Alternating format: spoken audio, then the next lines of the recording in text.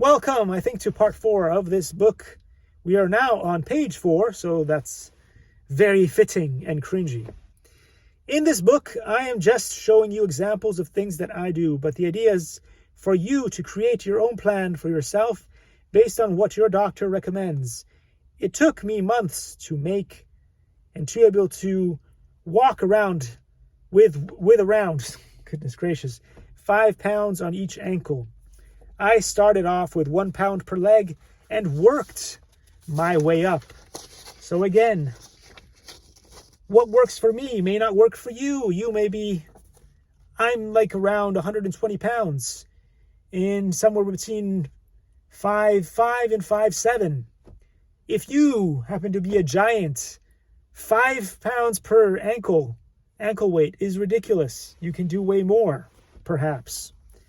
Check your doctor. Make sure you don't die doing this, which is a common theme with Brian Johnson. Don't die. The same can be said about the inversion rack, right? So I started slowly with just a couple of minutes and worked my way up to 30. I also found that more than 30 doesn't work well for me. If I do more than 30, I get a little bit queasy, sometimes could cause headaches or whatever. So I cap it at 30 in the morning and 30 before bed. Remember to do all your urination and defecation before you get on the inversion rack. And also do not eat close to your inversion rack before bed, because that will make you puke. Anyway. So, I had to test myself every step of the way. There is no point in me telling you how much water or protein or fruit and veggies or meat you should eat every day. You do you. I eat what I eat based on what I can consume and doesn't make me pukey and doesn't make me sick. If you don't eat enough vegan protein as a vegan, you will get sick. So please eat plenty of vegan protein, or you will get headaches and you will quit your diet, which would suck.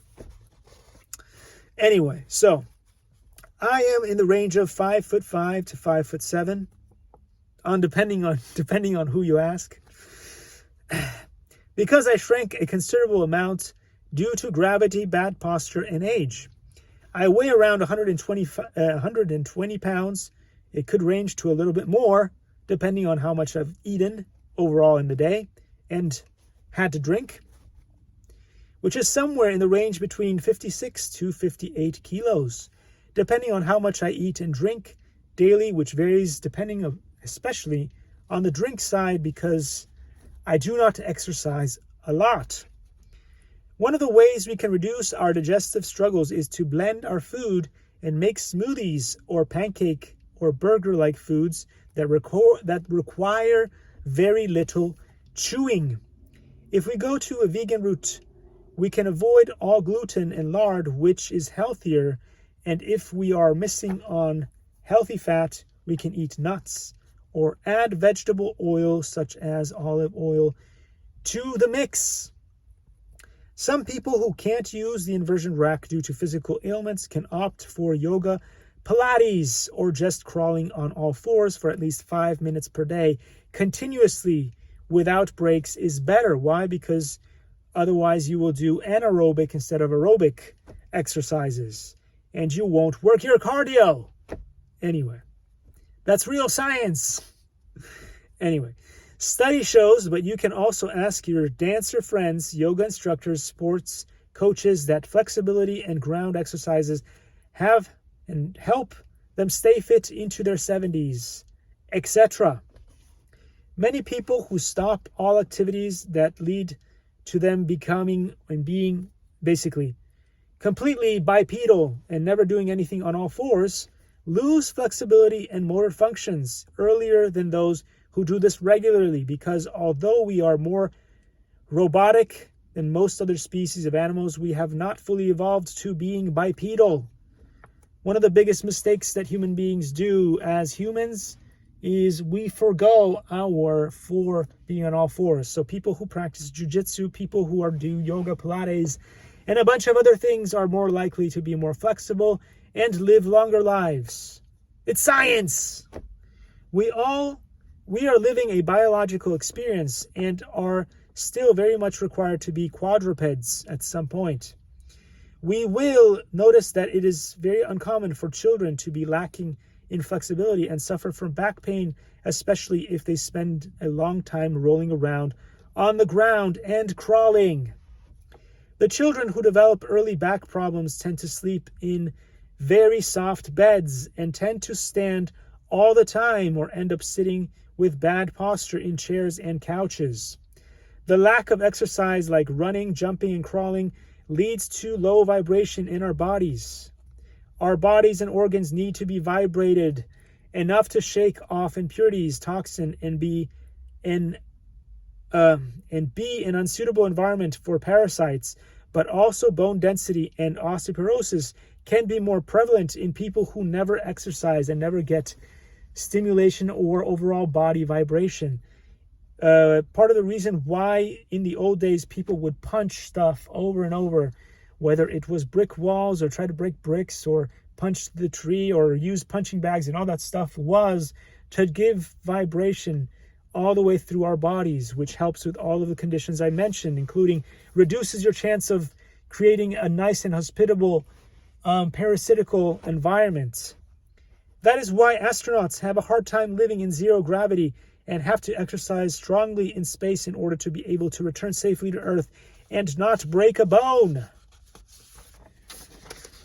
There are some very interesting studies regarding anti-aging gene therapies. Two interesting products that have been released are M&M and NAD. They don't work for me. I tried them. They didn't work for me, but they might work for you. Again, everybody's different.